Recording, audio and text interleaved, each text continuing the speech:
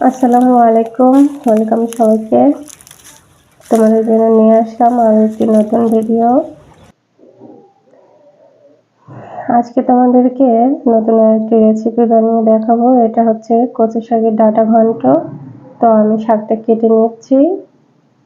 এবার শাকটা পুকুর থেকে সুন্দর করে আগেই ধুয়ে নিয়েছি। এবার শাকটা ছোট ছোট করে কেটে নিচ্ছি রান্নার জন্য। তারপরে আবার সুন্দর করে পরিষ্কার করে নিচ্ছি শাকটা। দেখো, এবার রান্নার জন্য বসিয়ে দিচ্ছি চুলায় কড়াই।